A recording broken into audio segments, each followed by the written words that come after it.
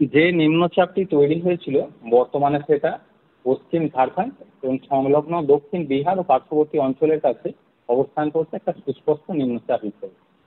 প্রত্যাশিত গতির অভিমুখ উত্তর উত্তর পূর্ব দিকে অর্থাৎ বিহারের দিকে, এবং আগামী 12 ঘন্টায় এটা ইন্টেন্সিটি সামান্য কমে একটি নিম্নচাপে পরিণত হওয়ার সম্ভাবনা থাকবে। এর প্রভাবে উত্তরবঙ্গের জেলাগুলিতে আগামী 2 দিন বৃষ্টিপাতের পরিমাণ যথেষ্ট বাড়ার সম্ভাবনা রয়েছে। 4 তারিখে দার্জিলিং, কালিম্পং, জলপাইগুড়ি, আলিপুরদুয়ার এই জেলাগুলোর অতি ভারী থেকে অত্যন্ত ভারী অর্থাৎ 20 সেন্টিমিটারের অধিক বৃষ্টিপাত হওয়ার সম্ভাবনা রয়েছে। পার্শ্ববর্তী জেলাগুলো যেমন কোচবিহার, উত্তর দিনাজপুর এই জেলাগুলো 4 তারিখে দু এক জায়গায় ভারী থেকে অতি ভারী বৃষ্টির সম্ভাবনা। মালদা, দক্ষিণ দিনাজপুরে দু এক জায়গায় ভারী বৃষ্টির সম্ভাবনা রয়েছে 4 তারিখে। 4 তারিখে উত্তরবঙ্গের জেলাগুলিতে মাঝে মধ্যে দমকা হাওয়া 40 থেকে 50 কিলোমিটার প্রতি ঘন্টায় থাকার সম্ভাবনা থাকে। 5 তারিখে বৃষ্টিপাত যথেষ্ট বেশি থাকার সম্ভাবনা। মেনলি আলিপুরদুয়ার জেলায় দু এক জায়গায় অতি ভারী থেকে অত্যন্ত ভারী বৃষ্টিপাতের সম্ভাবনা রয়েছে। পার্শ্ববর্তী জেলাগুলো যেমন জলপাইগুড়ি, কোচবিহার, কালিম্পং, দার্জিলিং এই জেলাগুলো দু এক জায়গায় ভারী থেকে অতি ভারী বৃষ্টির সম্ভাবনা 5 তারিখে।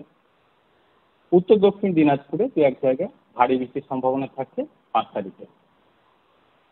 6 তারিখ থেকে উত্তরবঙ্গে বৃষ্টিপাত বেশ কিছুটা কমে যাবে, তবে 6 তারিখে স্থানীয়ভাবে দু এক জায়গায় ভারী বৃষ্টির সম্ভাবনা রয়েছে আলিপুরদুয়ার জেলায়।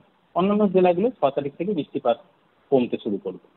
7 তারিখ থেকে পরবর্তী কিছুদিন উত্তরবঙ্গে প্রধানত হালকা ধরনের বৃষ্টিপাত বিক্ষিপ্তভাবে থাকার সম্ভাবনা থাকবে।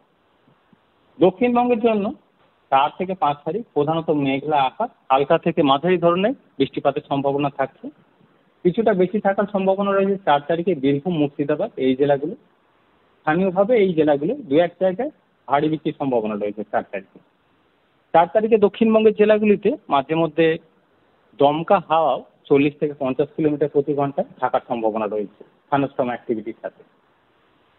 5 তারিখে স্থানীয়ভাবে দু এক জায়গায় ভারী বৃষ্টির সম্ভাবনা থাকছে মেনলি মুর্শিদাবাদ, নদিয়া এই 2 জেলায়। অন্যান্য জেলাগুলোয় 5 তারিখে হালকা থেকে মাঝারি বৃষ্টিপাতের সম্ভাবনা থাকবে। 6 তারিখ থেকে দক্ষিণবঙ্গে বৃষ্টিপাতের ইন্টেন্সিটি অনেকটাই কমে যাবে এবং 7 তারিখ থেকে পরবর্তী কিছুদিন প্রধানত বিক্ষিপ্তভাবে হালকা বৃষ্টির সম্ভাবনা থাকবে। কলকাতা পার্শ্ববর্তী অঞ্চলের জন্য 4 থেকে 5 তারিখ প্রধানত মেঘলা আকাশ, দু এক পশলা হালকা থেকে মাঝারি ধরনের বৃষ্টিপাতের সম্ভাবনা থাকছে।